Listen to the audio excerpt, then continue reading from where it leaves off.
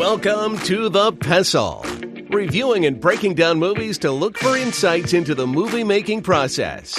Hosted by Spam Robocallers. This is the U.S. credit card company calling with important information. Now, let's dim the lights and start the show. Welcome, everybody, to the Pestle. Today's show is brought to you by the Bloody Mabel podcast. Get the true dirt on the only murder people are talking about on the Bloody Mabel podcast. Welcome, everyone, to the Pestle. I am Wes. And I am Todd. And we're filmmakers, and for the first time in a long time, we were filming in the evening. This is like old school vibes for us, man. It's rough, man. Yeah, I don't know. I don't even know what I'm doing here. What is happening? So we're filmmakers. We like to analyze films from the standpoint of people who work around cinema, writing, directing, producing, acting, voiceover acting. Even though Todd has the silky, sexy voice, he gets all the silky, sexy roles, and I get like the henchman and the bad guy and the jerk, because that's how I sound. I get it. Yeah. You know. Yeah, that's fine. You know, own it, man. Just own it. I'll take the fall, if you will. That's a strain. That was a strain. Oh. Man. What are we covering today, man? Today we are covering the new film, The Fall Guy, which is out in theaters. If you haven't seen it, please pause this episode because we're going to spoil a bunch of stuff, and we don't want to do that for you. We want you to enjoy the film. That's right. We'll take a pretty good look at a few things. A lot of story and writing, though. We'll talk about some of the great stakes and also breaking the rule of repeats and other such stuff and things and stuff. All right. In a synopsis of the film, a down-and-out stuntman must find the missing star of his ex-girlfriend's blockbuster film. It's directed by David Leitch, written by Drew Pearce, cinematography by Jonathan Sela.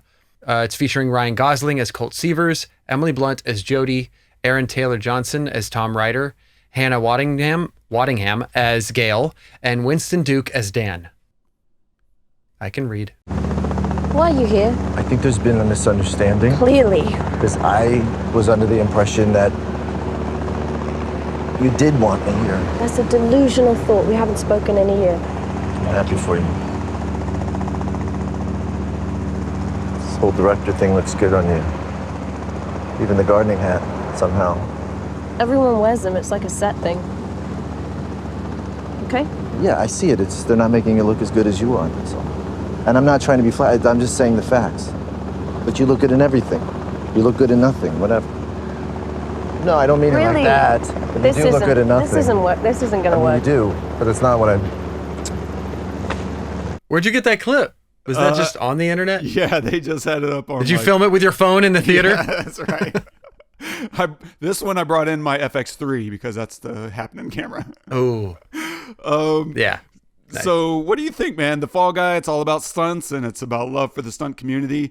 And so there's two aspects to this film, I think, is the stunts themselves, because if you're going to make a movie about stunts, that's speaking volumes, what and how you do and choose to use those things, as well as just the story. Like, how did it all work for you? Oh, I mean, it was kind of like what I expected, you know, to be honest. Look, I few of the things that I did like were, I just love Ryan Gosling. I think he's fantastic at everything he does. I think it's kind of crazy that he can do a film like Drive and then he can do a film like this where he's got to be funny, and I believe it, right? Like, I don't know if he's gotten some pointers from being on SNL so many times or whatever, but he can deliver a funny line and I believe it and I laugh. I think he's really good at comedy. So I really enjoy that. I enjoyed the call outs of the importance of stunt people, stunt individuals, if you want to, stunt men, stunt women, if you want to call them, because they are the unsung heroes of film. And it's so funny. What is it? There's one scene where he's asked if stunt men get Oscars or are nominated for Oscars. And he said, right. It was really bitter. It was really bitter. He was like, no. It was like it was basically like a slap in the face of the Oscars, like of the Academy, like, hello, you added cinematography, which is great, but hello, how about us, Anyway, so I really liked that. I liked that they called out some of the things, the storyline plot stuff I thought was fun, that when they would call it out. But I also and I also love Emily Blunt in this film. She's fantastic and she's amazing at everything that she does. I also love that like there were no sex scenes. It didn't need that. It wasn't about that. It was more about like this connection that they had at the beginning. They make out a few times, but it's not even centered around that. It's in fact, I would say that the clip you played is like probably the most like visually, imaginatively sexual moment of the film. I don't know. I guess just imagining it's her. It's not really. Yeah. But they never really that never happened. So the narrative is pushed along really, like pretty aggressively. We think he's gonna leave and go home. She says go back after that first day on set of the clip you played. She said Gail says to go back to the hotel, and rest or whatever. But instead of going back to the hotel, go to Tom's apartment, and he goes straight to Tom's apartment instead of going to rest because he needs to rest. But he goes to the apartment. We have action there. It like moves along pretty quickly.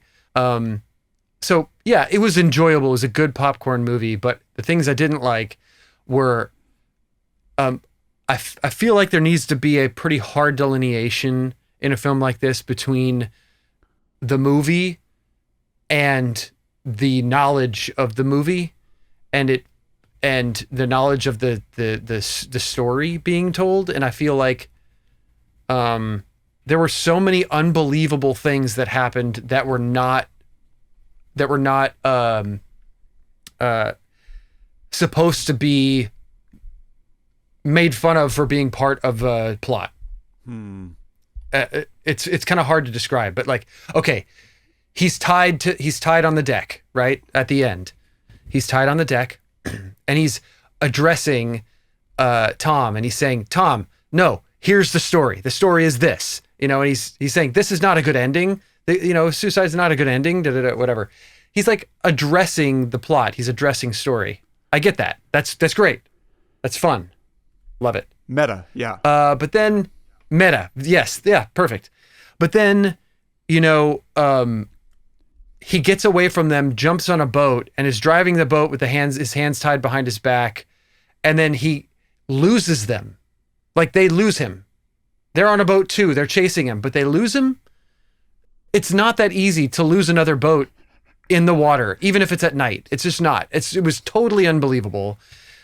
So I had to really, but the film is full of stuff like that. So I really had to take myself out of expecting it to be realistic and then calling out the moments that are unrealistic, like the narrative moments that we're calling out. Like this is how the story should go. And this is, I had to say, okay, now the two aren't separate. This is all pretty unbelievable.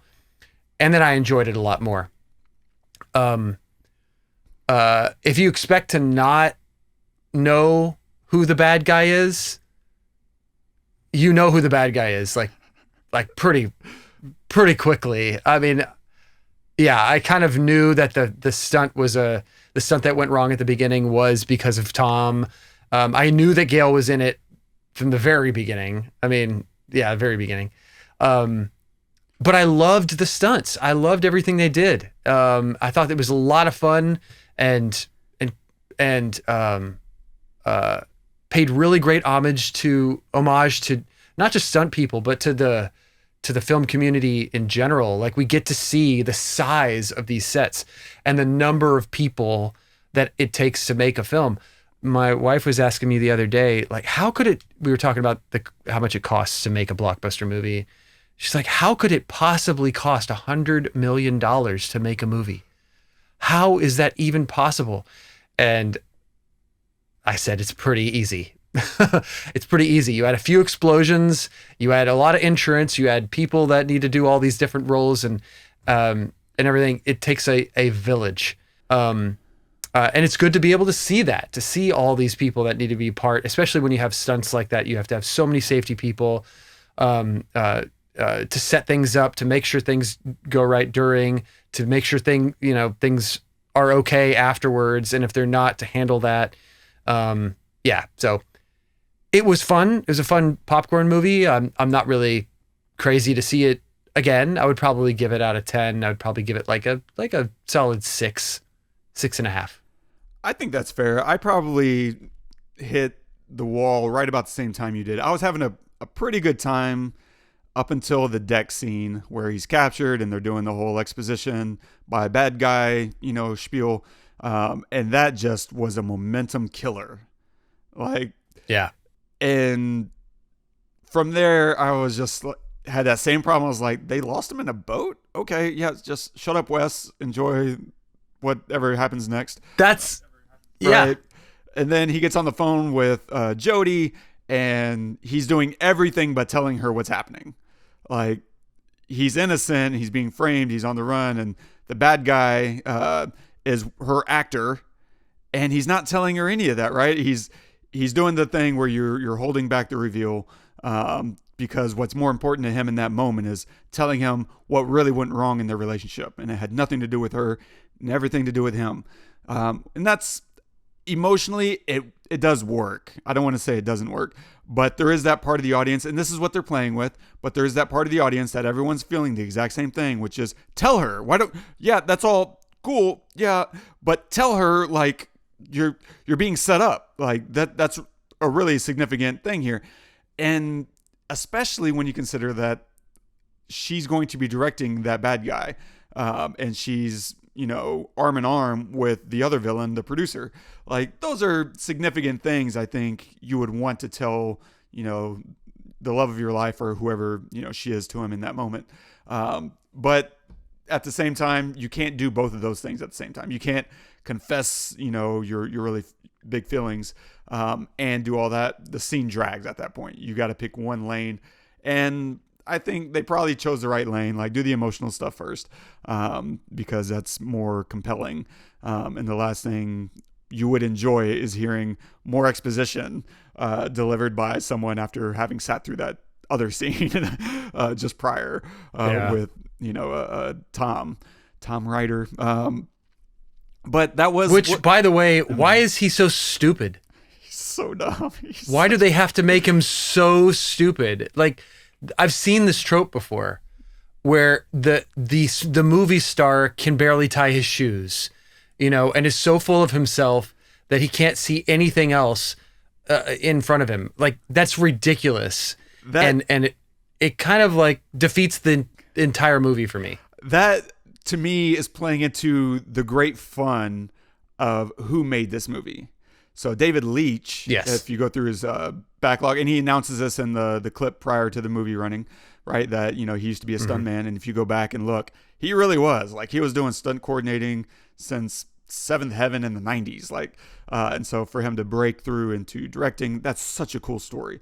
And I think this is kind of a wink and a nudge to all his fellow stuntmen about how it feels to be around some of these actors. They're just total ditzes. Yeah. And so I think they're just playing on that. Like, this is how it feels. This is the way we kind of talk, it's like, that dude's such an idiot. Yeah, it's a good thing he's not doing stunts. And I think that's the greater fun of this entire movie. The story is, right, like, it's a stuntman who's killing himself for his director. Like, I'm going to get her the movie, right? And that's what stunts are. It's about getting the director what they want. And yet, the stuntman is being framed by an actor who tried to do his own stunt and got his stuntman killed. Typical actor. Like, I feel like that's the joke, right? And it is good. I like it, conceptually. We'll talk about execution here in a minute. But then, of course, it's aided by a greedy producer. And so there's a lot of fun kind of movie talk. This is conceptually the way you probably think of a film as someone who's not, number one or two on the call sheet, which is a stuntman is looking at the director who's an artist, right? They get to do one thing every 2 to 5 years. They get to be on set making their passion project and really going for it. And then you have an actor who's going to stroll on set late, just getting obsessed with the camera and how his chin looks and whatever else. And then you have your producer who's the real power broker on set, right? They're the ones who are getting the financing going. They're the keys to the budget. And so they're the ones who also take a lot of heat. I don't want to like be a downer on producers. I love producers because they do. They are the shield that's taking a lot of the heat off the director. But they're also the ones who got to step in when your director is being constantly over, day after day, and it's going to wreck your budget and ultimately wreck your director's movie. You're there to protect them as well. And sometimes you do that by stepping in and saying, hey, you got to stop. Like, when we got it, we need to move on, David. And that's that's right. So yeah, there's that aspect, but there's also the aspect of the producers trying to pinch a penny, and is maybe we need 3 stunt people on this. Well, let's do 2. We need 3 weeks of stunt choreography prep before we can do this stunt, and that's one thing that they really gloss over in this film is all the prep work, which. You know what? If anyone's going to do that, David Leitch can do it. If he wants to gloss over the prep work for stunts, that's fine. Like, that's his call. But there is a lot. There's weeks and sometimes months that goes into prepping a single scene. And the stunt team is back there. And this is why I wish we could have had Aaron on, because he would just talk your ear off. He would fill up a good hour about all the ins and outs of what goes into preparing for a stunt in ways that I have simply no clue. But I've seen and I've watched him, and the stunt team is back there shooting their own clips, saying, oh, we think the stunt is going to work really well from this angle and this angle. It'll cut together like this. And they're showing all this to, the director and the cinematographer to give them ideas. And ultimately, they got to do something that either plays into it or it takes it into account and says, no, we need to shoot it this way, which will change how the stunt team works, right? Because if you want to shoot it this way, well, maybe you can't do wire work. Maybe you got to do pads or something else. Like, there's all kinds of considerations that go into how you're going to shoot a stunt and how that impacts the stunt team as well as the set, the way you shoot your day. Like, that could make a scene turn 5 days instead of 2 days or 2 weeks. All those things get taken into account, and that's cool. And a producer has a lot of impact on that based on budget. And so I can see a stunt coordinator being really irritated with the producer over pinching pennies and endangering people's lives. Like, we really need another hour for, safety. We haven't checked that patch of ground over there, and my actor's going to hit that. And then they hit it, and there's a rock there, and suddenly your stuntman is out for 6 months or whatever. Like, that stuff really does happen. And that's the other thing I really love about this movie is that they shot it or it takes place. I don't know how much of they actually shot, but it takes place in Australia. And Australia has a crazy history of stunts. Like, in the 70s and I think 80s, they were chaos. Like, just doing things you should never be doing. Like, I'm pretty sure there's documentaries and films covering just how absolutely insane it was. But you know what else they shot out there was Mad Max, right? George Miller, one of the OG. And I think that's a love note towards Mad Max in this film because half the movie feels that they're making in the movie, Metal Storm, right? Feels like a blend of Mad Max and probably some other things. It feels like Kiss is involved somehow. Like there's the Metallica and there's a hodgepodge of things going on that I feel like is there for people who are in on the joke. The only thing I could really pick out was Mad Max. And I'm kind of split. I kind of love how cheesy that movie is and just how over the top ridiculous it is. Mm-hmm. And then you have Jason Momoa leaning all the way into it. It's so funny. It's like, yeah. And it's just like the most over and underacted. Totally. And it does work because it's like at the end we see her standing up there in front of Comic-Con. Yeah. So it's almost like, oh, maybe this is a it's a video game film or something, which makes total sense, if that's the case, or it's maybe a comic book, game or something, or a comic book movie or something. Yeah. No, I get that. That's cool. That's cool. It's really cool. And I love, so between the story, playing with the vantage point of a stuntman, and of course, he's the fall guy, which has a double meaning in this film, right? Because fall guy being a stuntman, and then also the fall guy being someone who takes the rap, who's being framed for someone else. Because the original, I had to look this up. I didn't know this off the top of my head, but I looked up the original fall guy. I was like, what was that about? Was he just getting framed every episode? He was a bounty hunter. The original fall guy was a bounty hunter in between gigs. And so they would have like a stunt of the week. And then I think he would go on a bounty hunt for someone, whatever, stealing or something. And so that's a fun twist. And also, I really also like all the movie references. There's so many. I couldn't possibly count them all. Particularly, my favorite is Winston Duke, who everyone knows as M'Baku from Black Panther. He's so good in this. He's so funny. Like, I was just cracking up left and right. Daniel Day-Lewis, and he throws that tomahawk. Yeah, so good. When he quotes Last of the Mohicans, I knew it. And that was great because he said the line, and I said it out loud in the theater. I said, Last of the Mohicans. Oh, crap. And then Colt says, Last of the Mohicans. I'm like, yeah, baby. I will find you. Yeah.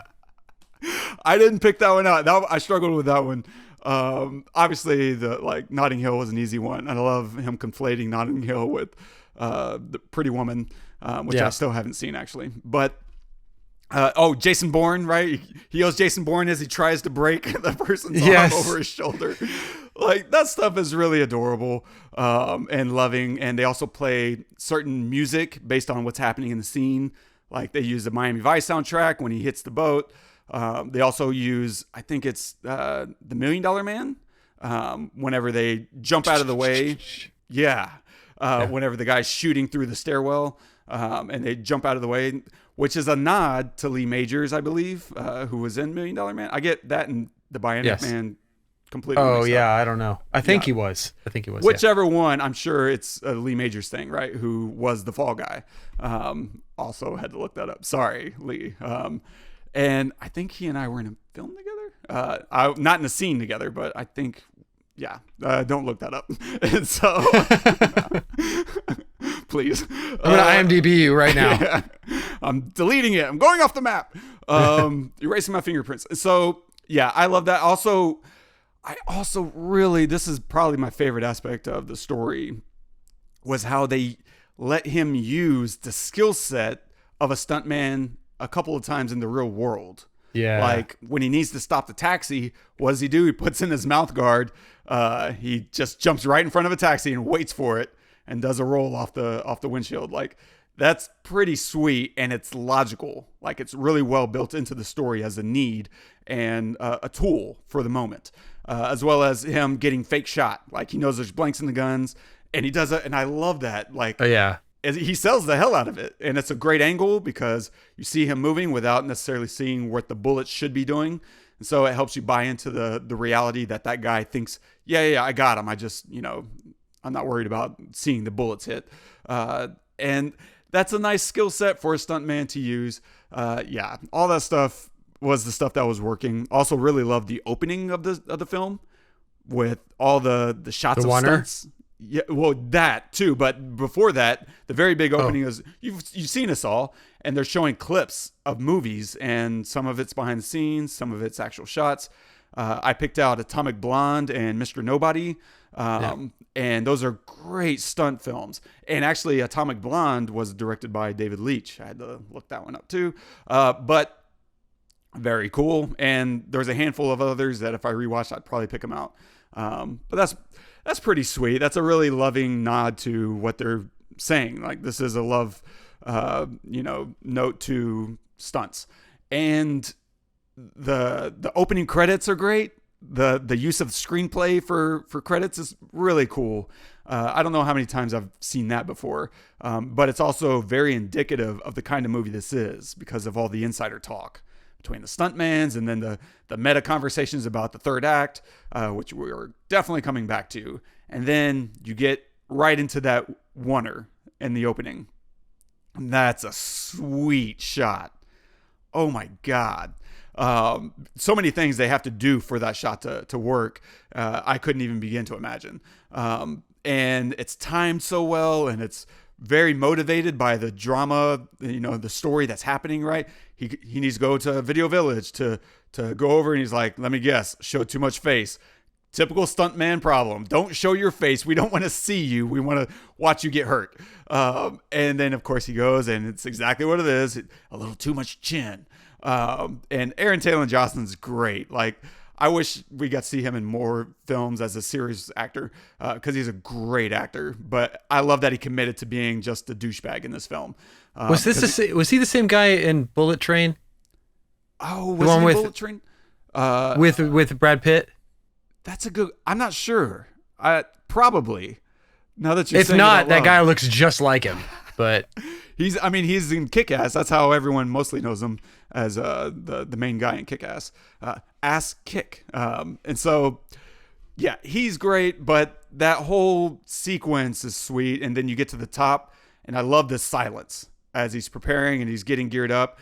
And it's perfectly synced with him finishing his conversation with Jody. And then he turns around, and it's a quick call. He makes a comment over the radio like, hey, can we switch the wires around? Yeah, I'm going to go in reverse. Copy that. We'll be switching. And they confirm the call. And then he switches over to 2 to talk with Jody. And they have their little flirt session that ends, or that gets like halfway just before he rises up in the elevator. And then we just keep going with him. Like that whole sequence. And then he gets up there and they're finishing their conversation. And I can imagine while he's having that conversation and they're, buckling him in, the camera rig is also shifting so that they can get into position so that whenever he falls, they can fall with him. Freaking slick. Like every moment feels earned. I never felt like I knew what was about to happen exactly next. Like I assumed we would probably go over, but I was just so in it that I didn't even think about the camera on my first watch. I was so like, oh yeah. And now he's going over. My second, and it was after the fact, I was like, whoa, wait. How'd they? Nicely done, guys. Like, yeah. Great execution. And that really happened. Like he really did that stunt. Yeah, it wasn't like CG or anything. That's for real. He break his back? Because that's real acting. No, he didn't. He didn't go full on. He didn't go Tom Cruise. He didn't go Tom Cruise. That's right. Tom Cruise would have broken his back. And got up immediately and finished the scene. Kept running. Which it's never really clear exactly what went wrong in that stunt, right? If there was too much slack, or what. Like they never really communicate what happened. My first watch, I was like, whoa, there's no pads down there. And I was like, oh, well, he's attached. Wait, how did he hurt himself? Was it too much? I don't know. So maybe if you're a stunt guy, Aaron, maybe you can weigh in. Maybe it stopped him too fast and it like snapped him. Like. That would make sense. Yeah, that sounds painful. As someone who's herniated the disc before. So next, car roll. So cool. And I love that it's set up in the prior scene because he does that. He's doing valet parking, right?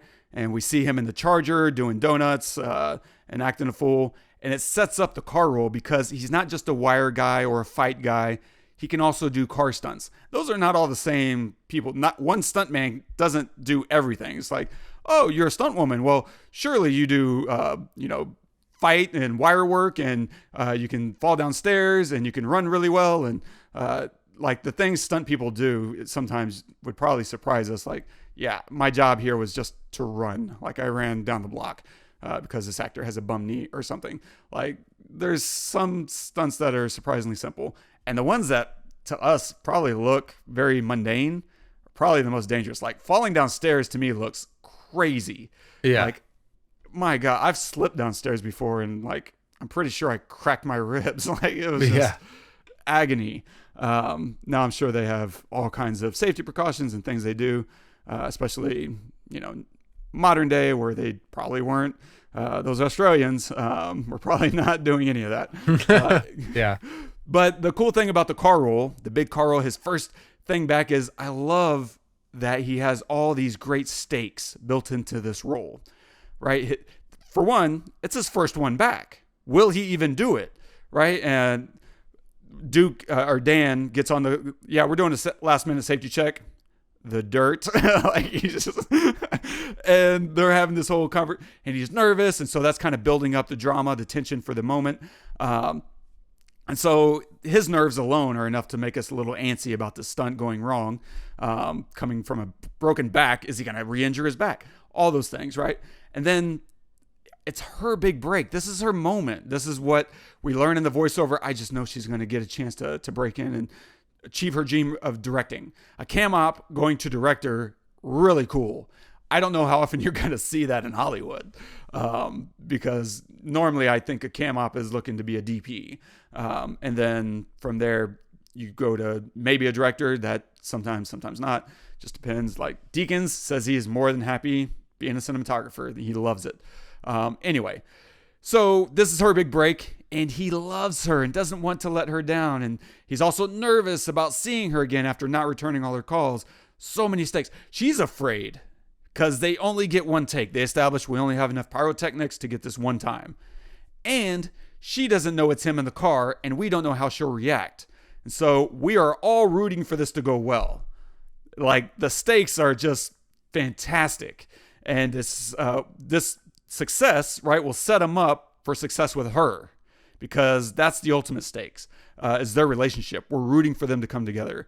Not just because they're Ryan Gosling and Emily Blunt, but they have great chemistry. And it's a fun story. A stunt guy and a cam op. Like, this isn't, your lead actor and your big time movie star director. Like, these are just kind of two nobodies who are rising through the ranks. And that's a cool character story as well. I love that. And so that role is gnarly. It was like, I leaned forward for that because they crushed it. Yeah. And was that an actual world record that they pulled off in that? I don't know. Oh, I don't know.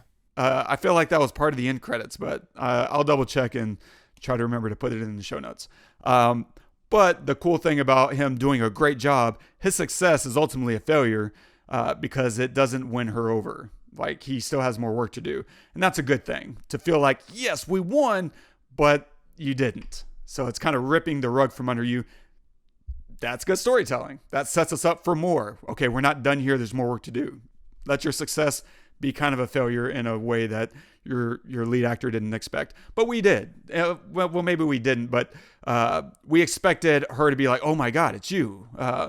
And yet she's pissed off. And so that sets us up for, yeah, this isn't going to go well. It's good. And there's all a lot of fun there. But ultimately, we have some third act problems, which I think they're self-aware about because they keep talking about it. Yeah.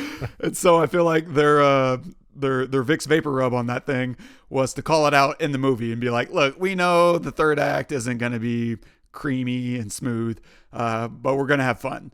And so they call it out, right? What if, and then you have your writer come up on set to Jody and it's like, what if one of the characters acknowledges in the third act that we're having problems in the third act? And Jody's like, I like your gumption there, but no, we're not doing that. Keep going, keep thinking. And it's a nod. It's a nod to we're struggling. But let's look at it. His biggest hurdle, Colt, is reconnecting with Jody. But the problem, I think, with one of the big problems with this story is ultimately it's really not much of an obstacle. He doesn't really have to work very hard for that. Right? He gets her back, A, because he faked his death with a boat jump, and that got her kind of sympathy and going. And then B, he got her back by caring more about her big break and finishing her movie more than he cares about clearing his name. The problem there is that, one, this is an action movie. Two, she's uninvolved in the boat jump. Like, that has nothing to do with her. Therefore, how can she really use that as a motive or a reaction to going back to him? And he, in an action movie, right, he's just having a conversation about saving her movie. He doesn't save her movie, and then she realizes he saved it over, risking himself. Like, it's not an action. It's just a conversation. It's a line of dialogue, and therefore it's not very satisfying. And then even whenever there's kind of this push and pull of their relationship, it's because she's trying to give him a chance and he keeps messing it up. It's not because he actually did anything to really win her back. It's just her trying and him keep kind of screwing it up, or at least in her eyes. And so that's just not a very satisfying resolution to, he screwed it up and therefore he keeps screwing it up, and then therefore he wins her over by saying, I'm going to not screw this up anymore because I screwed it up. Like, that's, how do we get any real satisfaction out of that when all the errors were action and the resolution was dialogue? That's a false note, and we feel it even if we don't put our finger on it. We just feel it as it was okay. Now here's the other problem. The rule of repeats, they break it. Now I talk about this here and there fairly often, probably in a good 10th to a third of the films we cover. I'll talk about this rule that I think exists that I've never heard anyone specify other than just me recognizing a thing that writers tend to do, which is you can't do the same thing twice. If you're going to, I did this last week. I literally set an example of, if you're going to rob a heist or do a heist on a jewelry store, you might lay out a plan and say, here's how we're going to do the jewelry heist. And then everything goes wrong. That makes for a really satisfying experience because you set an expectation and then upended it. You pulled the rug, kind of like what they did with the car roll. You got to pull the rug. And if you don't do that, then we're going to do a jewelry heist. Cool. They did it exactly like they said. Way to go, team. And that's what they do here. We get to the end of the film. Fine. We're wrecking all the set in order to have a big fun action sequence. Fine. I think that's the opposite of the direction I would want to go, but it can work. It's all about execution. And here, what they do is they lay out a plan right after he wins her back. She's formulating a plan of how we're going to do that, how we're going to save my movie and you at the same time. High five, freeze frame. And what they say is, we're going to get Tom to confess by making him do a stunt. Because they'd already set up, that Tom says ridiculous stuff when he forgets he's mic'd, which is all the time. And we also know that he can't do stunts, right? They set that up because that's the whole point of this movie, is he killed his stuntman because he doesn't know how to do a damn stunt. Cool. And so they set up the plan. Here we are. We're going to mic him. We're going to trick him into confessing. And that's exactly what they do. That's literally, they execute it, and it's so boring. If you tell us your plan, the plan has to go horribly wrong. Or you have to completely hide the plan with kind of a false step, set us up for one thing and give us something else, right? And surprise us with revealing the real plan all along was to get him to confess in the car.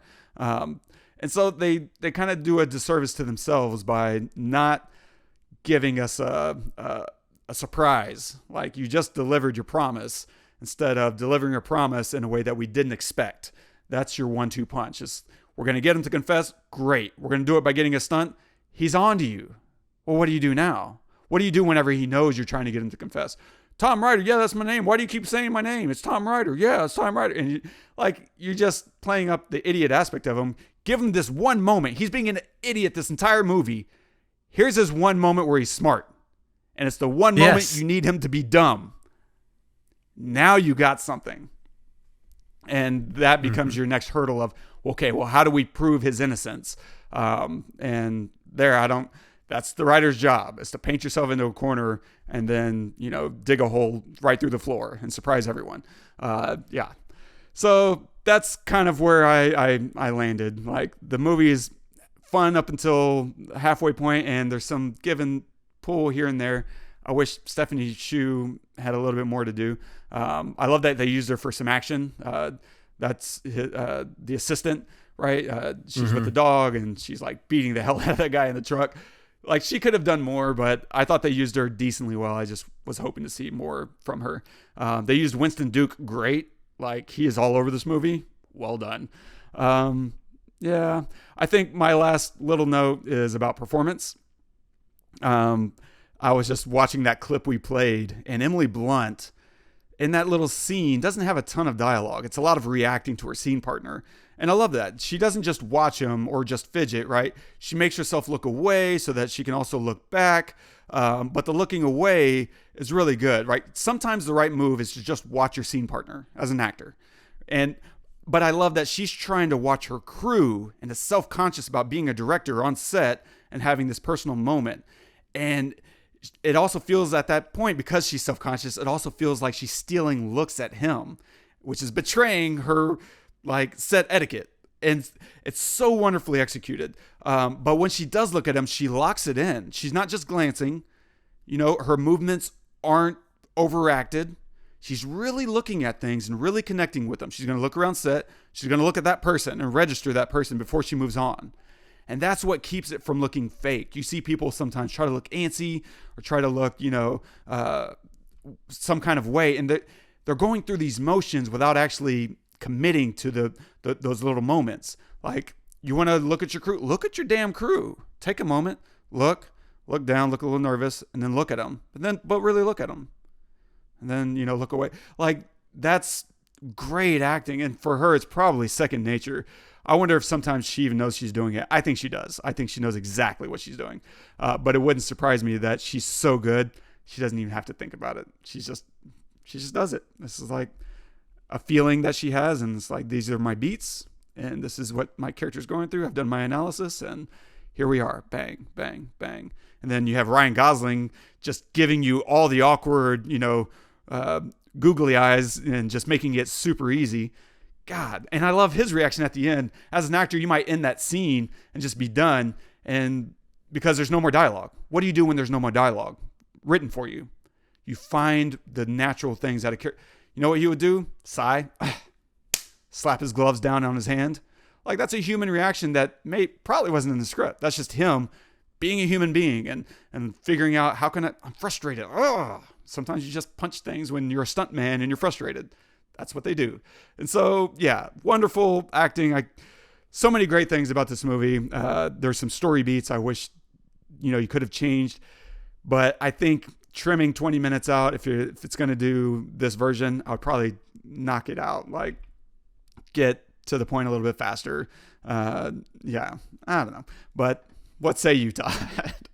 Yeah, no, I agree. And I also agree on the cutting it down. It felt long. Like, towards the end of it, I thought, oh my gosh, there's a whole nother section here. when they went into the whole, get him to confess scene.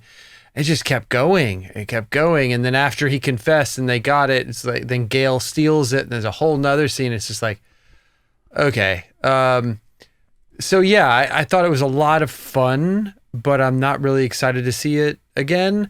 But I don't know that it was made for me too. I also, though, don't buy that it's just for stuntmen. I don't think, not that you said that. I just mean just in general, like, yeah, he used to be a stunt guy and a stunt director and everything. And so he's making a move. I think it's more of an homage to the group of people, to those group of people. But more so in what I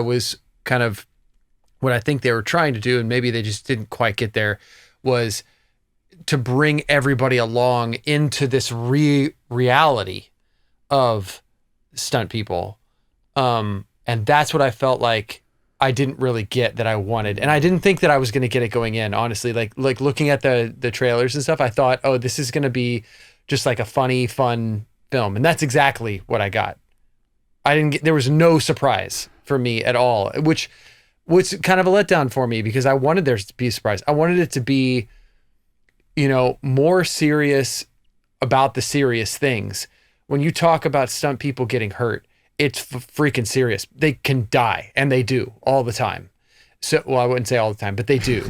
and they at least get hurt all the time. And it's a serious problem. I mean, just, was it last year? Some bad things have happened recently. Yeah. And I think that there is something to be, while you can have fun, there is something to be said about the serious nature of what they're doing. And it just feels a little aloof. Like you mentioned earlier, they don't really address too much of the pre-production and the preparation for all of these stunts. and which, you know, they're trying to serve the movie, trying to get to the action. I get it. Don't bore us, get to the chorus. I understand, you know, but like a few more mentions of can we have 5 more minutes? This took us 3 weeks to prepare or something. You know what I mean? Like that alone would be, I think, enough. And maybe they call that out once or twice, but I knew what I was going to walk into, and that's exactly what I got. And I just feel like today, in films today, hell, in TV today, you kind of need to do that. Like you said, you had a great point earlier of, you know, if you have a plan, upend the plan, or give us the plan, and then it was actually a different plan all along that now we are learning about. Like, that's brilliant. That alone would have fixed the third act for me. Well, that not alone, but that and maybe cutting out 15 to 20 minutes. But whatever. It was a lot of fun to watch Ryan Gosling and Emily Blunt love each other, and just a straight up clinic on how they interact with each other, and the awkwardness that Ryan has is just. I don't know of anybody else that could do it that good. I really don't, because he has this deadpan way of delivering very matter of fact words, you know, of here's the situation with nothing. You're like, you know, but there's still everything behind the nothing. I don't know how you do that. I really don't. It's very impressive how he's able to do that. And he does that in almost every film from, like I said, from Drive to this. It's just, you know, kind of, I don't know, you just know a Ryan Gosling performance, and this is another one of them. It's great. Yeah, he's so good. Nice. Yeah, I think that's about all I had. I had one other thought that popped in, but it just popped in there. I forgot it, so it apparently wasn't a very good thought. Right. Nice. What are you going to recommend this week? Well, I'm going to recommend another Ryan Gosling film that I'm surprised we haven't covered, honestly. But it's more than anything for the directing and the cinematography. It's just mind-blowing to me. And it's an Oscar-winning film, La La Land. Oh, we covered that. It's not in our sheet. Yes, it is. It's episode 17. It's not one word. La La Land is not one word. I'm not putting it in as one word. L-A-L-A? Oh, there's a space between it. Yeah. Cool. Well, I haven't recommended it, so there you go. I'm recommending La La Land. Okay. Yeah.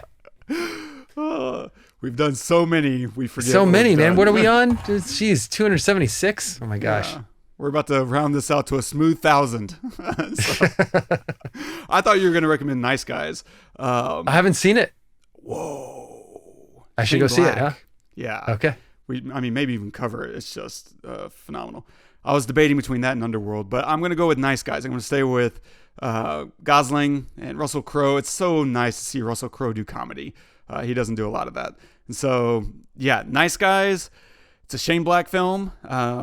It's highly underrated. If you haven't seen it, you'll be really surprised that you haven't watched it before because it's so good. So yeah, Nice Guys. And stay tuned for next week. We're going to take a look at Fallout. So the new Amazon Prime show based on the video games Fallout. So stay tuned for that. And if you're enjoying the show, don't forget, drop us a note if you want us to cover something, a movie, or maybe get on a industry expert and something like set decorating. We know a guy. And so, which next week would actually be a really good episode for that, because it would. The production design, unbelievable. It's crazy. We'll try to talk about that. We won't really know what we're talking about, but we'll bring it up and just repeat exactly what we just said. And if you want to comment on this episode, you can drop us a note at thepestlepodcast.com/thefallguy. Drop is a pun, Todd. Did you get it? Okay, I'm going to move on. All right. Wow, you're full of this stuff today. Our quote of the day is from Evel Knievel. I think if you have ability and talent in one way, you have it in all ways. I'm not a jack of all trades. I'm a master of many. I don't feel there is anything I can't do if I want to. I love that. That's beautiful. It really is, because there is an attitude of do one thing and do it well. And there's something to that. I'm not saying don't start there, but it's okay to want to do more than one thing. Like, I love that David Leitch rose to being a director. And I love that's kind of what his story is hinting at. It's, a cam operator rising to be a director. And so there's so much of this story that I feel like is probably reflected in his life experience. And that's so cool. I hope, if Emily Blunt wants to make movies one day and she's directing, that would be really cool. There's nothing that says that she has to be an actor for the rest of her life, or that she can't do more than one thing. So I just love conceptually that just because you're in life and you're doing one thing, you've done it for the last 20 years or whatever, it doesn't mean that's the only thing you can do. And it's okay to do something else as a hobby, or to say, you know what, I'm going to commit and do this thing for all the marbles. And I just love Evel Knievel kind of pointing that out. Now, I don't know that he really ever did anything other than break himself apart, but I love that he thinks that, conceptually, that's a cool thing. Yeah, couldn't agree more. I think it's beautiful. All right, well, I had a great time. Thank you so much for joining us. Hopefully you enjoyed the episode too. If you haven't subscribed, please do, and review us wherever you get your podcasts. Share us with your friends, and if there's a film or a show that you'd like to see us pick apart and talk about, please share it with us. Who knows, maybe we'll cover it one day. Until next time, I'm Todd. I'm Wes. Go watch some movies.